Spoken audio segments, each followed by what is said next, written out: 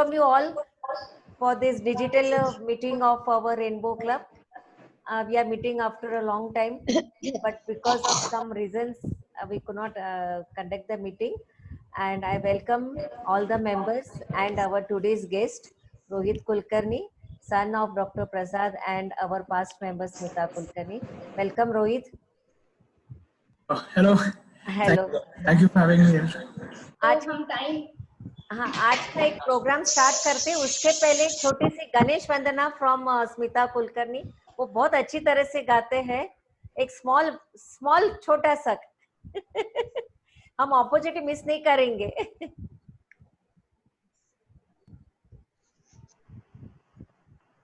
Smita ma'am.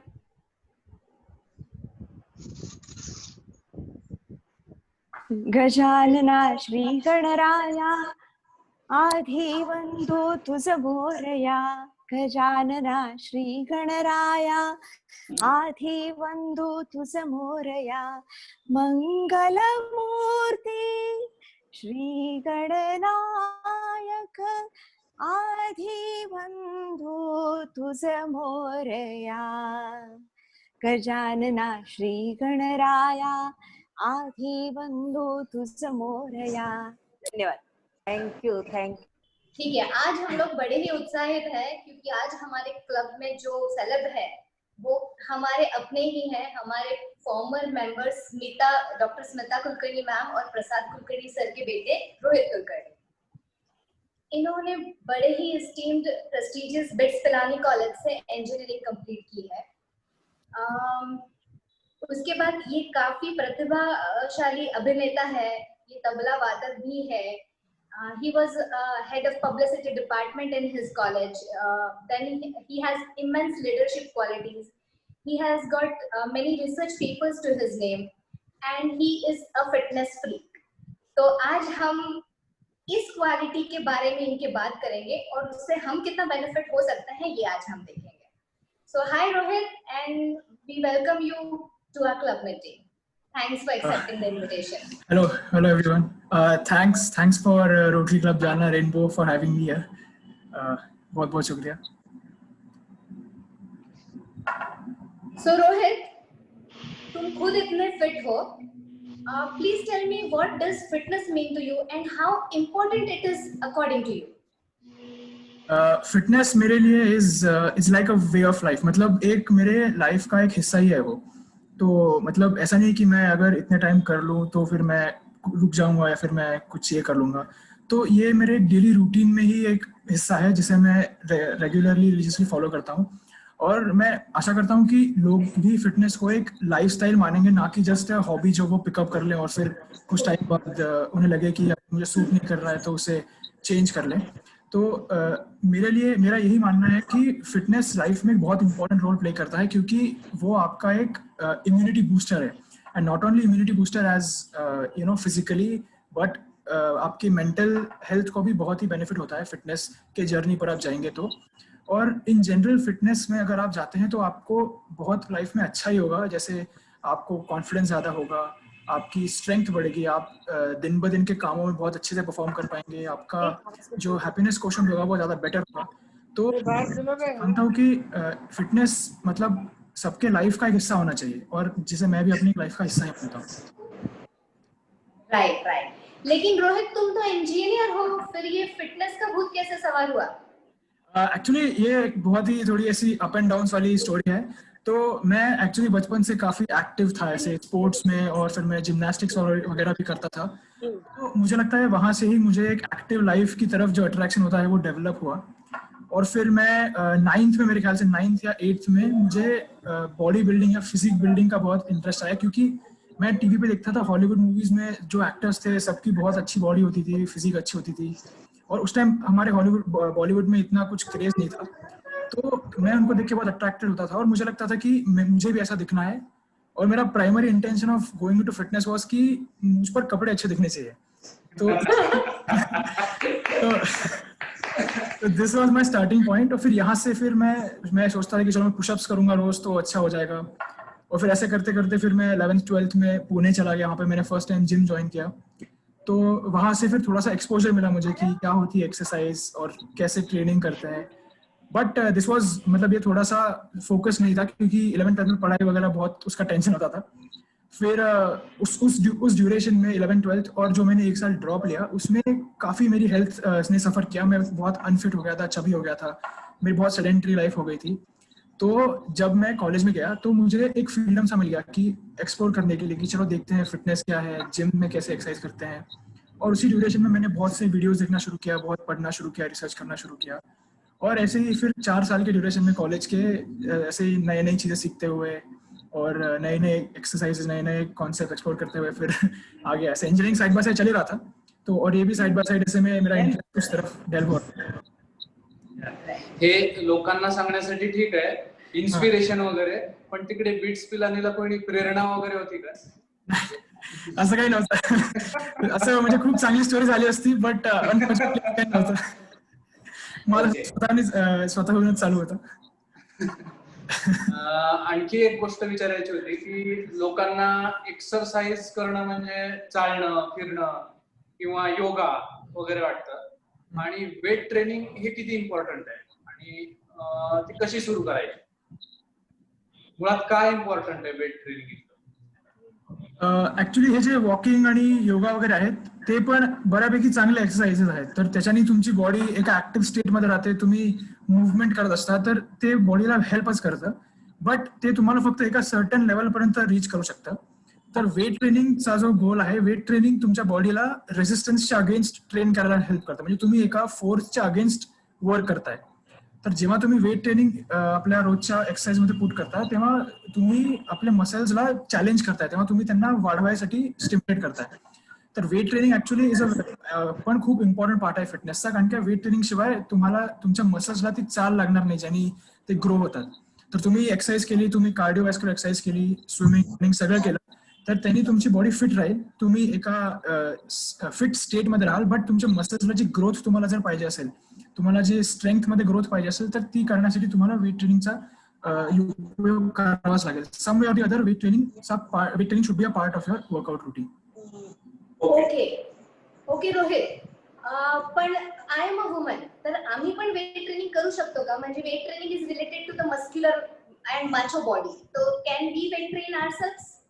Actually हा एक खूप मोठा मिसकन्सेप्शन आहे की weight training is only macho body type, because male and फिमेल्सच्या मसल्स आर pretty much सेम. आणि सपोज तुम्ही एक मुवमेंट केली तर same movement is done by man and same movement is done by woman.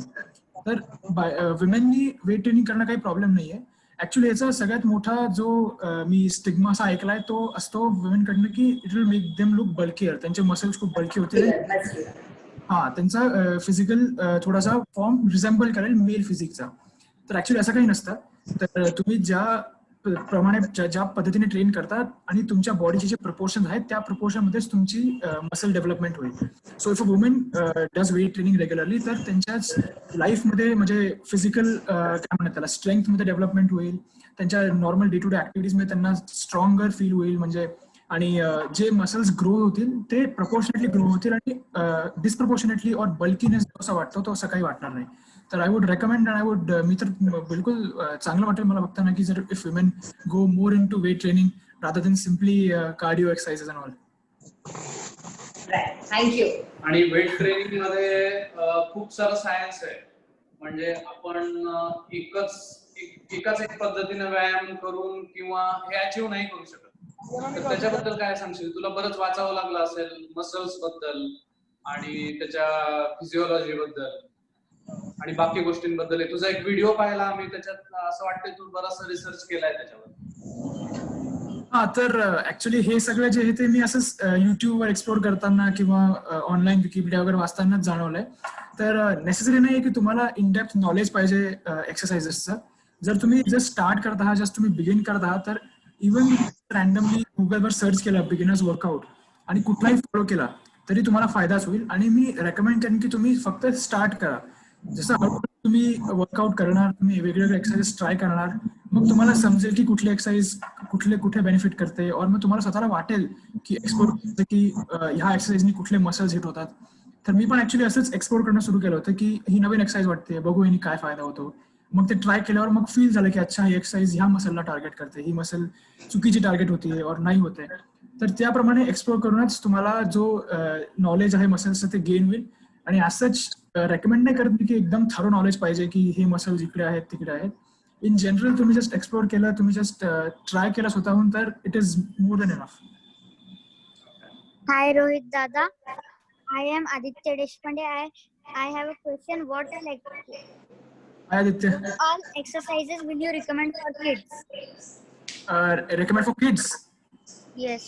Oh, kids, for kids, the very They should play. important. Sorry? No. Oh yeah, Yes, right. sorry. Exactly. I was going to say, मी तेच म्हणणार होतो की kids साठी most important thing is to go out and play sports. तुम्हाला काही एकदम exercise करायची ऍज सच नीड नाहीये. स्पोर्ट्स खेळा, एक्सरसाइज, रनिंग करा, स्विमिंग करा, हेच तुम्हाला आता बेनिफिशियल आहे. पुढे जेव्हा तुम्हाला वाटेल तेव्हा तुम्ही वेगवेगळे एक्सरसाइज ट्राय करू शकता. जनरल काय म्हणतात त्याला, वेट एक्सरसाइज ट्राय करू शकता. बट ऍज ऑफ नाव तुम्ही जर बाहेर जा, आउटडोर ऍक्टिव्हिटीज करा. That is very nice and that is very helpful also. Right. आणि ज्युनियर देशपांडे साहेब टीव्ही मोबाईल कमी बघा, तेच एक्झॅक्टली. आणि आता तर ऍक्च्युली इम्पॉर्टंट आहे कारण की आता घरीच आहेत सगळे. तर ट्राय करा की तुम्ही घरीच काहीतरी ऍक्टिव्हिटी करत आहात, तर फोनवर किंवा स्क्रीन टाइम जितका कमी तेवढं चांगलं होईल, अपार्ट फ्रॉम तुमचं जे कामाचं किंवा गरजेचं असेल त्याशिवाय. Right. Thank you Rohit. Rohit, to begin with तो हम में बहुत टेम्पो होता है, हम सब टाइप्स ऑफ एक्सरसाइजेस ट्राई करते हैं, घर में डंबल्स लेके आते हैं, स्किपिंग रोप, साइकिलिंग सब करते हैं. इनिशियली मोटिवेटेड होते हैं और फिर ये मोटिवेशन कहीं चला जाता है, we lose the tempo. So how do you advise कि ये टेम्पो ऑनगोइंग हम रखें? और एक्सक्यूज मी, हम लोग क्वेश्चन आंसर्स लेंगे, रोहित से सारे के सारे क्वेश्चंस हम पूछेंगे once we are done with our questions. Thank you. Over to you, Rohit. और ये क्वेश्चन खास मेरे लिए है. 3 महीने करता हूँ, 3 महीने गायब हो जाता हूँ, इसलिए स्पेसिफिकली मेरे को सुनने के लिए बैठा हूँ यहाँ पे कि कैसे मोटिवेट करूँ खुद को. उनको पकड़ के रखा है हम दोनों ने बीच में. You can see that for yourself. क्योंकि एक बार इनको निकल गया ना कि हम टेम्पो हो जाते हैं. सही में ये फैक्ट है लाइफ का. 3 महीने करूँगा, 3 महीने गायब हो जाऊंगा. तो ये टेम्पो कैसे मेंटेन करना है, ये सुनना है. इसके लिए एक्चुअली मेरा थोड़ा सा अनऑर्थोडॉक्स आंसर है. मैं ये बिलीव नहीं करता कि आपने मोटिवेशन पे डिपेंड होना चाहिए. मैं बिलीव करता हूँ कि आपने एक सेल्फ रूल बनाना चाहिए, एक डिसिप्लिन बनानी चाहिए. क्योंकि अब मोटिवेशन पे डिपेंड करोगे तो मोटिवेशन बहुत ही ऐसी फ्लीटिंग चीज है. कभी मोटिवेशन आ गया, कभी नहीं आया, तो फिर एक एक्सक्यूज सा बन जाता है कि अरे मोटिवेशन नहीं, आज एक्सरसाइज नहीं कर सकते. तो मैं ऐसे बिलीव करता हूँ कि आपने एक डिसिप्लिन बनानी चाहिए, एक अपने आप के लिए सेल्फ रूल बनाना चाहिए कि आपको वो फॉलो करना है. और आप डेडिकेटेडली और डिटर्मिनेशन से अगर उसकी तरफ उसमें बिलीव करते हैं तो आप खुद से ही जाएंगे वहाँ पे. और आप उस रूल फॉलो करने के इंटेंशन से जब रोज शुरू करेंगे एक्सरसाइज करना, तो वो ही एक अपने आप में एक मोटिवेशन बन जाएगी. और मैं यही कहना चाहूंगा सबसे कि मोटिवेशन पे डिपेंड मत रहो. मोटिवेशन आप खुद लाते हो. आप जितना डेडिकेशन दिखाओगे, आप जितना ही इस गोल की तरफ जाना चाहोगे, उतना ही मोटिवेशन आपको बढ़ते रहेगा. तो क्योंकि मोटिवेशन से एक्सक्यूज करके जाना बहुत इजी होता है कि आज मन नहीं कर रहा है, आज मोटिवेशन नहीं आ रहा है. तो अगर आप उस गोल को, उस सेल्फ रूल को रिस्पेक्ट करते हो, उसको एकदम टॉप पे रखते हो, तो आपको फिर करना बहुत ही आसान हो जाएगा और वही मोटिवेशन बन जाएगा. Dedication is more important than motivation. Exactly. Right. Rohit, हम सब टाइप की एक्सरसाइजेस करते हैं, यू नो, आफ्टर एज, मतलब for men and women. But the $1 million question is how to get rid of the fat tummy. सर परनिट का सर ऑन द साइड. तो ओके, ये एक्चुअली श्वास छोड़. इसका एक्चुअली कोई सिंपल आंसर है एक्चुअली, वो मैं बताता हूँ. वो है कि आपको आपके फूड इंटेक को कंट्रोल करना पड़ेगा. ये हो गया सिंपल आंसर. अभी मैं डिटेल में एक्सप्लेन करूंगा. तो क्या होता है कि आप टमी स्पेसिफिकली रिड्यूस नहीं कर सकते. इसको हम स्पॉट रिडक्शन कहते हैं. और ये पॉसिबल नहीं होता, मतलब फिजिकली, कि आपको आपके टमी से फैट हटाना है या फिर आपके गालों से फैट हटाना है. तो अगर आपको टमी फैट लूज करना है तो आपको ओवरऑल बॉडी फैट कम करना पड़ेगा, जो कि आप 2 मेथड से कर सकते हैं. विच इज, एक तो आप अपना कैलोरिक इंटेक कम कर दीजिए, या फिर जो आप फैटी फूड खाते हैं, जो प्रोसेस्ड जंक फूड खाते हैं, उसका इंटेक कम कर दीजिए. और आप कार्डियोवैस्कुलर एक्सरसाइजेज या एक्सरसाइजेज इन जनरल को बढ़ा दीजिए. तो ये करने से क्या होगा, आपकी बॉडी जो एक्सेस फैट स्टोर्ड है बॉडी में, उसको बर्न कर देंगी। और ये जब आप कंसिस्टेंटली ओवर टाइम करेंगे तो आपका टमी फैट भी हट जाएगा, किसी अगर हाथ पे फैट है या फिर लेग्स पे फैट है, सारा फैट धीरे धीरे जो एक्सेस अमाउंट में होगा वो रिड्यूस होते रहेगा कंसिस्टेंटली ओवर टाइम।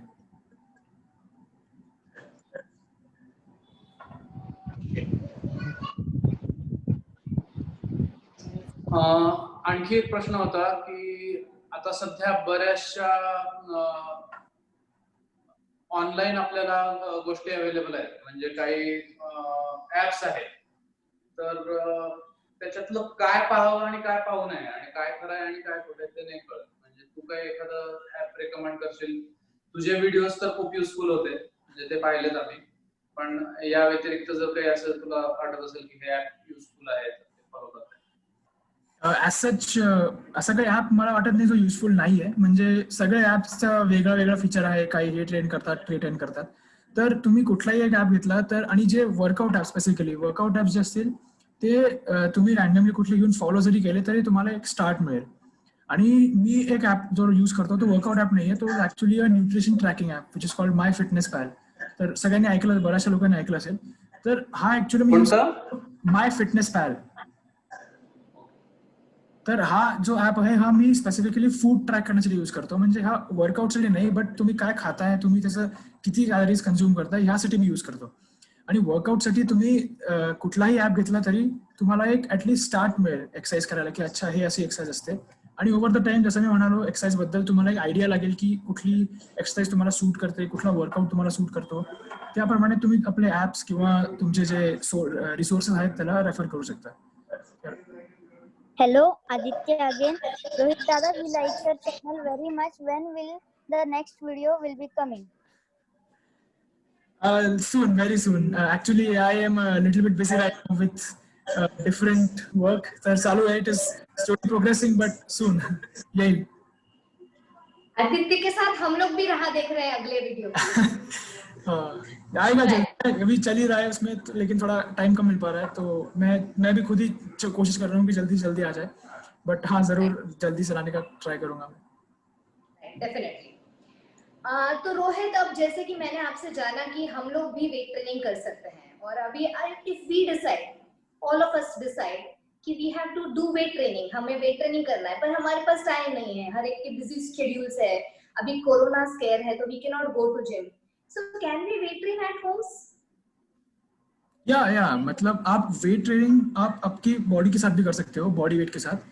जो जिम वाला वेट ट्रेनिंग होता है वो अलग होता है, लेकिन अभी इस सिचुएशन में जब आप घर पे ही हो तो आप अपनी बॉडी के वेट का फुल यूज करके अलग अलग टाइप के एक्सरसाइज कर सकते हो, वेट ट्रेन कर सकते हो. और अभी तो वर्कआउट, होम वर्कआउट ऐसी चीज़ है जिसको बिल्कुल ज़्यादा टाइम नहीं लगता. मैंने खुद एक वीडियो बनाया था जिसमें मैं 6 मिनट्स का एक वर्कआउट बताता हूँ, तो वैसे आपको 10 मिनट्स के मिल जाएंगे, उससे भी रीजनेबल टाइम के वर्कआउट्स मिल जाएंगे. तो अगर आप दिन में से इतना भी टाइम निकाल ले छोटा सा, तो भी आप उसका भरपूर उपयोग कर सकते हैं वेट ट्रेनिंग के लिए. और मतलब अगर आपको लग रहा है कि टाइम जरा कम पड़ रहा है, फिर नहीं निकाल पा रहा है, तो आप आपकी स्लीप टाइम या फिर वेकअप टाइम में से आई एम श्योर 10 मिनट तो निकाल ही पाएंगे. और ये वर्कआउट 10 मिनट में आपको जो बर्न देंगे, जो आपका बेनिफिट होगा, वो कंसिस्टेंटली ओवर द टाइम आपको हेल्प ही करेगा. तो इस ड्यूरेशन में बहुत ही ईजी है वर्कआउट ढूंढना, बस आपको उतना डेडिकेटली उसको करना पड़ेगा रोज. राइट. जे माझ्यासारखे रेग्युलर जिमला जाणारे असतात सोबत, तू पाहिलेलं आहे मला. हो, रेग्युलरली पाहिलंय. तर तिथे जे काही आपण वर्कआउट करतो, पण त्यात सगळ्यात मोठं कन्फ्युजन ह्याच्यामध्ये असतं की प्रोटीन शेक घ्यायचे का, सप्लिमेंट्स घ्यायचे का, घ्यायचे तर कुठले घ्यायचे. काही जण म्हणतात आउटराइटली घेऊच नका, काही जण म्हणतात घेणं आवश्यक आहे. मग ते वर्कआउटच्या आधी घ्यायचे का नंतर घ्यायचे, दिवसातनं 2दा घ्यायचे का 1दा घ्यायचे, हे सगळं कन्फ्युजन आहे. त्याच्याबद्दल काय? ऍक्च्युली जसं तुम्ही म्हणाला की ते सप्लिमेंट्स आहेत, तर they are suppose to supplement your work. तर त्याच्यावर डिपेंडेंट राहून नाही करायला पाहिजे. आणि ऍक्च्युली प्रोटीन तुम्हाला नॉर्मल डाएटमध्ये तेवढं गरज पडतेच. तर जर तुम्ही तेवढा अमाऊंट ऑफ प्रोटीन नॉर्मल डाएटमधनं घेऊ शकता तर डेफिनेटली तुम्हाला सप्लिमेंट किंवा वे प्रोटीन याची गरज नाही आहे. बट वे प्रोटीन फक्त तेवढा अमाऊंट ऑफ प्रोटीन एका कंडेन्स्ड फॉर्ममध्ये तुम्हाला देतं, म्हणून लोक त्याला प्रेफर करतात. आता काही लोकांना ते जमत नाही, कारण का त्यांना डायजेस्टिव्ह इश्यू होतात, तर त्यामुळे ते लोक त्याला रेकमेंड नाही करत. तर whey protein depends on you. तुम्हाला जर वाटतंय की तुम्हाला गरज आहे, तुमच्या नॉर्मल डाएट मधनं तेवढं प्रोटीन इंटेक होत नाहीये, तर तुम्ही डेफिनेटली घ्यायला पाहिजे. आणि in regard to other supplements, तर ते तुमच्या गोल स्पेसिफिक असतात. आता काही काही सप्लिमेंट असतात जसं की BCAAs झाले किंवा क्रिएटिन झालं, तर असे सप्लिमेंट जे आहेत ते तुमच्या गोल प्रमाणे असतात. तर सपोज तुम्हाला तुमचं गोल आहे, तुम्हाला मसल बिल्ड करायचे, तर तुम्ही क्रिएटिन ट्राय करू शकता, तुम्ही वे प्रोटीन घेऊ शकता. तुम्हाला जर ॲथलेटिक राहायचंय, तुम्हाला फिटनेस मेंटेन करायची, एंड्युरन्सवर फोकस आहे तुमचं, तर तुम्हाला ते याची एवढी नीड नाही आहे. तर protein is actually very important. तुम्हाला ते बिलकुल एक्सरसाइज करताना नेसेसरी आहे. तर the form in which you take protein ते तुमच्यावर आहे. तर तुम्हाला जर डाएटमध्ये तेवढं घेता येतं, कारण की ॲक्च्युली डाएटमध्ये जेव्हा तुम्ही तेवढं प्रोटीन घ्यायचं ट्राय करता, तेव्हा it is a lot of food. तर युजली लोक तेवढं फूड नाही कन्झ्युम करू शकत, म्हणून ते गो फॉर प्रोटीन शेक्स, कारण की ते शॉर्ट टाइम मध्ये कंडेन्स फॉर्म मध्ये देतात तुम्हाला. आणि केव्हा ऍक्च्युली ते इट डिपेंड्स ऑन, ऍक्च्युली त्याचं काही स्पेसिफिक हे नाही आहे, depends on person to person. Usually workout नंतर घ्यायचं रेकमेंड करतात प्रोटीन, बिकॉज तुमचे मसल्स ऑलरेडी टायर्ड असतात, they are in a state of wear and tear, तर तेव्हा तुम्ही घेतलेलं बेटर असतं असं म्हणतात. तर ऍक्च्युली मी पण तेव्हाच घेतो. तर तुम्ही आधी घेतलं तरी काही फरक पडत नाही, बिकॉज तुमची body is going to synthesise it like any time you take. तर वे प्रोटीन जे झालं ते तुम्ही कधी घेऊ शकता, प्रेफरेबली वर्कआउट नंतर, कारण काय बॉडी एकदम नीड मध्ये असते न्यूट्रिएंट्सच्या. आणि डिपेंड्स ऑन वेगवेगळे सप्लिमेंट जे आहेत ते तुम्ही वेगळ्या टाइमवर घेऊ शकता. तर त्याचं it depends from supplement to supplement. Right, protein की हम बात कर ही रहे हैं, तो रोहित, मैंने सुना है कि muscles are build in kitchen. So how true is that according to you? That is extremely true and I wholeheartedly believe it. और मैंने exactly इस बात पे वीडियो भी बनाया था कि न्यूट्रिशन कितना इम्पोर्टेंट है, क्योंकि न्यूट्रिशन 3 एस्पेक्ट्स है. वन ऑफ द 3 एस्पेक्ट्स है फिटनेस का, जिसमें आपका ग्रोथ और आपका हेल्थ डिपेंड करता है. क्योंकि आपको मैं एग्जांपल देता हूँ कि जैसे आप कोई कार ले लीजिए, अगर आप कार में कोई डीजल या पेट्रोल नहीं डालेंगे तो कार चलेगी नहीं, या फिर आपने डीजल का पेट्रोल डाल दिया तो और भी प्रॉब्लम हो जाएगी. तो इसी तरह जो न्यूट्रिशन होता है वो आपके मसल्स को ग्रो करने के लिए स्टिमुलेट करता है. तो अगर आप बहुत डेडिकेटेडली वर्कआउट करते हैं, आप सारे वर्कआउट्स टाइम पे करते हैं, हाई इंटेंसिटी से करते हैं, लेकिन आप अपनी बॉडी को फ्यूल ही नहीं दे रहे हैं, खाना ही नहीं दे रहे, तो आपकी बॉडी रिस्पॉन्ड नहीं कर पाएगी, ग्रो नहीं कर पाएगी. फिर आपको फटीग होगा, फिर पैर दर्द होगा, हाथ दर्द होगा, और ये साइकिल लीड करते करते आपको फिर डिमोटिवेट करके आप छोड़ देंगे. तो एक्चुअली मसल बिल्डिंग और इन जनरल फिटनेस में न्यूट्रिशन का बहुत इंपॉर्टेंस है, और यही डिफाइन करता है कि आपकी बॉडी दिखती कैसा है. अब आप बहुत एक्सरसाइज करते हैं लेकिन आप बराबर से प्रोटीन नहीं ले रहे, या फिर फैटी फूड बहुत कंज्यूम कर रहे हैं, तो आप बल्की दिखेंगे एक सेंस में, क्लोज टू फैट, इवन तो आप बहुत ही फिट और स्ट्रांग होंगे. तो यही अगर आप रेगुलेट करेंगे, सही से आपके प्रोपोर्शंस को डिवाइड करेंगे, तो आपकी बॉडी एस्थेटिकली भी प्लीजिंग लगेगी और आपको ज्यादा बेटर फील होगा उसमें, एवरीडे एक्टिविटीज में और एक्सरसाइज करते वक्त दोनों. रोहित, अभी रिसेंट में जानना में पिछले 2-3 साल में कीटो डाइट पे बहुत ज्यादा फोकस दिया है, प्रोफेशनली भी और बहुत सारे नॉन मेडिकल्स ने भी. तो उसके ऊपर तुम्हारा क्या बोलना है? कीटो डाइट करते हुए अपन एक्सेसिव एक्सरसाइज कर सकते हैं क्या, जिम कर सकते हैं क्या, एंड हार्मफुल इफेक्ट्स बॉडी में क्या दिखेंगे अगर बहुत लॉन्ग टाइम तक कीटो डाइट किए तो? क्योंकि इनिशियल डेज में तो फायदा दिखता है अपने को, बट लॉन्ग टर्म में क्या कॉम्प्लिकेशंस हो सकती है उसकी वजह से? कीटो डाइट ये थोड़ा सा कंट्रोवर्शियल टॉपिक ही है, क्योंकि बहुत लोग इसको फॉलो करते हैं, बहुत लोग बोलते हैं कि ये अच्छा नहीं है हेल्थ के लिए. तो मैंने पर्सनली कीटो डाइट कभी ट्राई नहीं किया, बट उसके जो जैसे बनाया हुआ है उस हिसाब से कीटो डाइट लॉन्ग टर्म के लिए बेनिफिशियल नहीं होता, क्योंकि आप कीटो डाइट में कार्बोहाइड्रेट्स का कंजम्पशन बहुत ही रिड्यूस, मतलब नेग्लिजिबल कर देते हो. और कार्बोहाइड्रेट्स आर द फ्यूल जो आपकी बॉडी को चलाते हैं, जिससे आपको एनर्जी आती है एक्सरसाइज करने में. तो अगर आप एक वीक के लिए मान लो कीटो डाइट फॉलो कर लेंगे, तो आपको लगेगा एनर्जाइज्ड, आपको लगेगा प्रोटीन बहुत है, आपको मसल्स में बेटर फील होगा, बट ओवर द टाइम ये आपके लिए बहुत हार्मफुल होगा, क्योंकि बॉडी में प्रोटीन एक्यूमुलेशन ज्यादा हो जाएगा और ये फिर जाके किडनीज पे लोड डालता है और वो सब होता है. तो कीटो डाइट आप ट्राई करने के लिए बिल्कुल ट्राई कर सकते हैं 1 वीक 2 वीक्स के लिए, but for long term I wouldn't recommend. Keto diet healthy नहीं होता है. आप नॉर्मल डाइट्स को लॉन्ग टर्म फॉलो कीजिए, even though they are not keto, but if you want to try you can go ahead, but long term mein keto is not good for health in my opinion. Okay.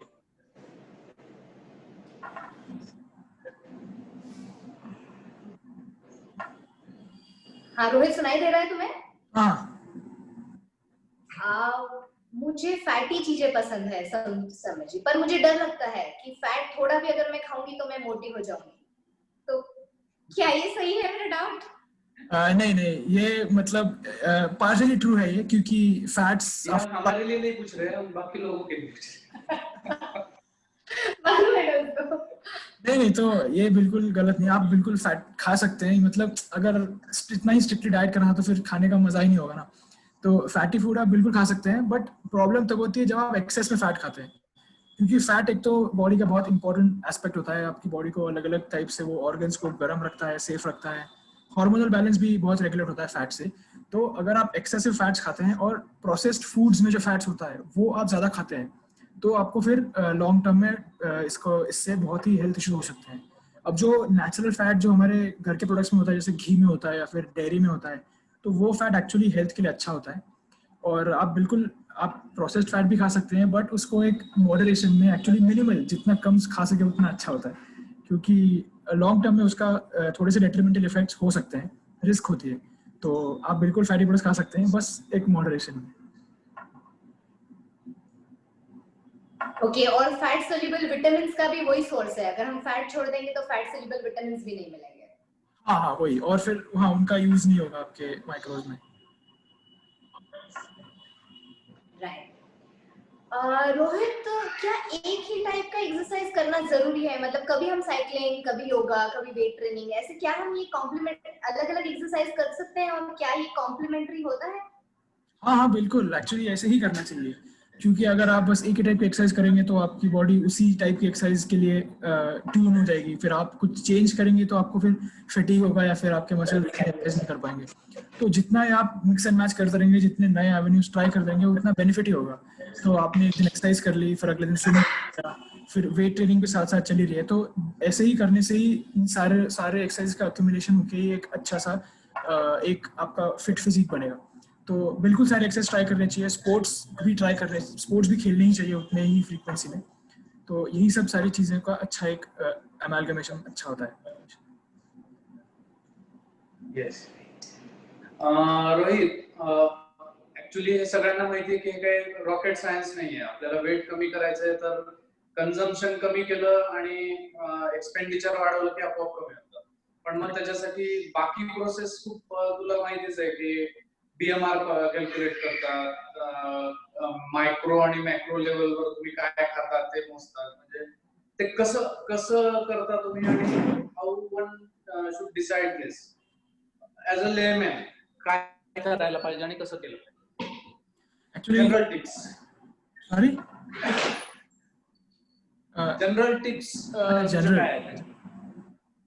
General मध्ये जर कोणी start करतंय तर त्यांना हे BMR और मॅक्रोज एवढं note किंवा एवढं ट्रॅक करायची गरज नाहीये. तुम्ही फक्त एवढं फोकस करू शकता की तुम्ही स्पेसिफिक मील्स खाता, म्हणजे वेळेवर जेवताय, आणि जे व्हेरी हेवी और डेन्स फूड आहे, जसे कार्बोहायड्रेट रिच फूड आहे किंवा फॅट रिच फूड आहे, ते तुम्ही फक्त एका स्मॉलर क्वांटिटीमध्ये घेता. आता मे बी आपल्या इंडियन डाएटमध्ये कार्ब्स जास्त असतात आणि फॅट्सही तेवढ्या मात्र जास्त असतात. तर ते तुम्ही फक्त आपल्या म्हणजे मेंटली नोट करायचं की अच्छा मी एवढं खातोय, मधल्या टाइम मी चिप्स और बिस्किट्स असे नाही खाणार. तर for a start this much एवढं नॉलेज असलं तरी बरोबर आहे. तुम्ही जर कन्सिस्टंटली तुमची रोजचं जेवणाची वेळ फॉलो करताय, हेल्दी जेवण करताय with less of added preservatives किंवा ऍडेड अदर ऑइल्स वगैरे, तर तेही चालेल. नंतर जसं तुम्हाला तुमच्या फिजिकमध्ये डिफरन्स जाणवेल किंवा तुम्हाला अजून चांगलं किंवा अजून बेटर फिजिक करायचं आहे, तेव्हा तुम्ही बीएमआर किंवा मॅक्रोज आणि मायक्रोज ट्रॅक करण्याच्या प्रोसेसमध्ये जाऊ शकता. बट फॉर अ बिगिनर इतकं रिक्वायर नाही आहे सच. आणि आपण आपल्याला किती एनर्जीची गरज आहे हे कसं ठरवतो जनरली? म्हणजे मी 2400 कॅलरीज दिवसाला खर्च करतोय, असं कसं काय म्हणतात असतो, म्हणजे कशावर हे ट्रॅक ठेवण्याचं काही हे आहे? ह्याला ऍक्च्युली म्हणजे ह्याला मेंटेनन्स कॅलरीज म्हणतात, तुमच्या दिवसातल्या जेवढ्या असतात. तर मेंटेनन्स कॅलरीज अशा असतात ज्या तुम्ही कन्झ्युम केल्या तुमचं बॉडी वेट फ्लक्च्युएट होत नाही. सॉरी, ओके, हा. तर मेंटेनन्स कॅलरीज हा थोडासा वेग कॉन्सेप्ट आहे, म्हणजे असा फिक्स नसतो. हा ऍक्च्युली क्लिनिकल ट्रायल्स आणि मॉडेल्सवर बनवून तुम्ही ऑनलाईन कॅलरी कॅल्क्युलेटर असतात जे तुमच्या बीएमआर किंवा हाईट आणि वेटवर डिटर्मिन करतात की तुमचे मेंटेनन्स कॅलरीज काय असू शकतात. तर ऍक्च्युअली जनरलमध्ये ट्रॅक करणं खूप डिफिकल्ट आहे, कारण का तुम्हाला मग तुमचा लिटरली मुवमेंट टॉकिंग मध्ये केवढ्या कॅलरीज बर्न होतात तेवढं सगळ्याचं नॉलेज लागतं. तर even if you refer the online maintenance calorie calculator, त्याच्यावरनं तुम्हाला एक रफ आयडिया होऊन जाईल की इतक्या कॅलरीज मी खाल्ल्या तर माझं वेट स्टेबल राहील. आणि त्याप्रमाणे मग तुम्ही आपले कॅलरीज, जे मी ऍप सांगितलं माय फिटनेस पॅल किंवा असे भरपूर ऍप्स आहेत ज्याच्यावर तुम्ही फूडच्या कॅलरीज ट्रॅक करू शकता, जे तुम्ही कन्झ्युम करता, जे तुम्ही म्हणजे ब्रेकफास्ट लंच डिनर वेगवेगळ्या मील्समध्ये, आणि त्याप्रमाणे तुम्ही कम्पेअर करू शकता की तुमचं इक्वल होत आहे किंवा मेंटेनन्स कॅलरीज आणि कन्झ्युम कॅलरीज कमी जास्त होत आहेत. तर हे तुम्हाला ट्रॅक करता येईल.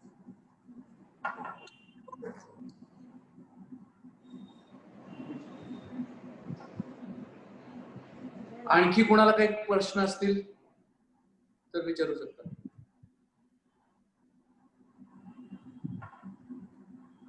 माली सर, सबको अनम्यूट करना पड़ेगा ना? जिनको जिनको क्वेश्चन पूछना है वो खुद अनम्यूट कर सकते हैं और क्वेश्चन पूछ सकते हैं. हाँ. Hello Rohit Dada, can kids eat yolks of egg? Can kids eat? Egg yolk. Yeah, kids definitely can eat egg yolk. Egg yolk is actually very healthy. Kyunki egg yolk, the fat which is present in egg yolks is actually good fat. It is good for your body, good for your health. So you can definitely eat egg yolk if you like, because I don't like egg yolk.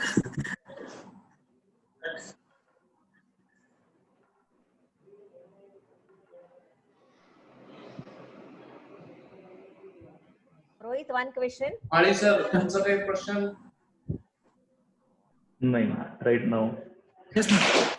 Rohit, All after the the basic age of 55 for ladies, what type of exercise you will recommend for ladies? After 55 for ladies? Yes. Oh. आप मतलब exercise तो you can start first by generally doing cardiovascular exercise like walking at first. Walking से your body will get used to movement. Then you can try running also, because running is very helpful, and running is an exercise जो आप किसी भी as में कर सकते हो, उसको कोई एज का लिमिट नहीं है. तो after running you can try smaller body weight exercise like trying to do push-ups or smaller dumbbells. तो as slowly you progress आप इसमें बढ़ सकते हो. तो जो heavy weight training होती है, जो इसमें बहुत heavy weights यूज करते हैं, जिसमें कंपाउंड मूवमेंट्स होती है, वो प्रेफरेबली रेकमेंड नहीं करते, क्योंकि 60s में थोड़ा सी मसल्स रिकवरी नहीं होती. You can try first with running and then other physical activities such as skipping. You can try skipping, you can try push-ups and all other bodyweight exercises which you can do at home. So they are actually very beneficial for any age group. For any age group. Okay. Thank you. Any more questions? Chalo. Rohit, एक question ऐसा है simple. Sir, जैसे if somebody don't want to go to any gym or somewhere and they want to set up a small gym at his residence itself, what are the basic accessories would you recommend for them? So actually it's a very tricky question, because depends on the goals what you're trying to reach. If your goal is like getting stronger and building muscles, then I would recommend you getting heavy weight equipment such as a bench press or maybe a squat rack. But for a layman, if you're asking for general machines which could be used, you could try a multi-gym setup which is normally found. All the machines जो normal fitness के लिए necessary होती है, जैसे आपका bench press का setup हो गया या फिर pull down machine हो गई, तो ये बहुत ही अच्छा होता है. मैं treadmill recommend नहीं करूँगा बिल्कुल, क्योंकि treadmill मुझे लगता है कि treadmill का इतना फायदा नहीं होता है. But आप normal weight training जो multi-station gym मिलता है वो आप use कर सकते हैं. उसके साथ ही साथ आप push-ups के लिए जो grips मिलती हैं, या फिर एक dip का बार जो होता है जो आप दीवार में लगा सकते हैं या फिर कहीं लगा सकते हैं, तो dip bar and pull up bar तो मैं बिल्कुल रेकमेंड करूंगा, क्योंकि ये बहुत ही बेनिफिशियल होते हैं. Even if you don't have access to other machineries, pull up bar और डिप बार आप वो करेंगे तो भी काफी हो जाएगा. तो डंबल्स वगैरह भी इसमें नेसेसरी रहेंगे. डंबल्स क्या डंबल्स? हाँ, डंबल्स तो आप रहेंगे. डंबल्स तो जगह भी नहीं लेते ज्यादा, तो आप डंबल्स भी रख सकते हैं. So I recommend pull up bar, dip bar, dumbbells like 10 kgs तक, और आई गेस स्किपिंग रोप में भी. बस यही काफी हो जाएगा. Thank you. खूप जणांना तुझ्या त्या पुशअपच्या व्हिडिओचा खूप फायदा झाला. काही जण 6 महिन्यांपासून पुशअपचा प्रयत्न करतात. आता खाली जायला शिकतात, काही दिवसांनी वर पण यायला लागतील. खूप फायदा झाला. ऐकून चांगलं वाटलं. नहीं ते एकदम बराबर है because elbows tend to flare out and हाँ then it's मतलब वो मैकेनिज्म गलत हो जाता. हाँ, तो वही एक्चुअली, क्योंकि मैं भी शुरुआत में ऐसे ही करता था पुशअप्स, मुझे भी पता नहीं था. फिर बाद में किसी ने मुझे बताया कि नहीं, ऐसे नहीं अंदर रखते हैं. फिर और फिर धीरे धीरे करके मैं समझा कि क्यों एल्बोज अंदर होते हैं और ऐसे. हाँ क्योंकि अगर तरीका गलत हो तो इम्पैक्ट ही गलत होएगा, मसल्स गलत टारगेट होंगे और वो डैमेज होंगे बनने की जगह पे. हाँ, exactly. बहुत ज्यादा होते हैं. एग्जैक्टली हाँ, अगर आपका मसल उस डायरेक्शन में मूव करने के लिए बना ही नहीं है और आप उसको फोर्सिबली उधर मूव करा रहे हैं, तो फिर ऑब्वियसली आपका चांस ऑफ इंजरी और मसल पुल्स या टीयर्स होना बहुत बढ़ जाएगा.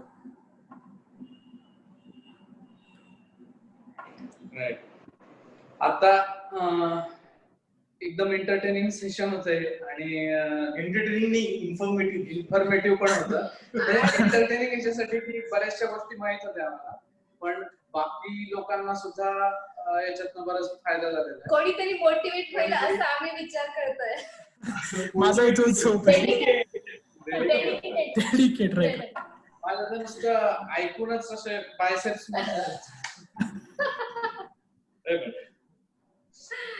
नहीं Rohit, it was really good Yes, session good session. और हमें काफी सारी नई चीजें पता चली तुम्हारी वजह से, जो कि वीडियोस में छूट गई थी और सबको मौका मिला पर्सनल क्वेश्चंस पूछने का. पण आता तू कॉम्प्रिहेन्सिव्ह व्हिडिओज बनव प्रत्येक गोष्टीचे बारीक बारीक, म्हणजे ते खरंच इन्फॉर्मेटिव्ह असतात आणि खूप फायदा होतो त्याचे. हो नक्कीच, आता पुढच्या वेळेस मी हेच नोटीस करतो, exercise based more focus towards movement तसे व्हिडिओज बनवायचा. Thanks, Rohit Dada, for a wonderful session, and we all wish you a very best and waiting for your next video. Thank you, your welcome. तो सगळ्यात जास्त उत्साह त्यालाच आहे. तो उद्या सुरू करेल. चांगलं. कितने साल का लड़का है वो? Aditya Deshpande. He is Aditya 10 years. 10 years. Yes. You are going to become future Rohit now. No, he'll become Aditya Deshpande first. Wait, Rohit like on your steps. We'll be going on your steps Yeah, at a very early stage. At a very early stage. I'll be happy. I'll be glad if that happens. Yes. तुझे पुढचे काही future plans Rohit? In terms of fitness, हा, as such काही plan नाही केलेला. I'll see, म्हणजे videos बनवत राहीन मी बिकॉज मला आवडतं ते. तर let's see where it goes. काही प्लॅन केलेला नाहीये. Thank you, Rohit. Thank you very much for such nice information. It will help us all in long run. Yeah, I really wish I could that. आणि thank you for rotary club Jalna rainbow for having me here. मला पण खूप मजा आली interview करताना. नीता भाभी, over to you. Yes, sir. Thank you, Umesh sir and Umesh Madhur and Prashant for a very lively interview.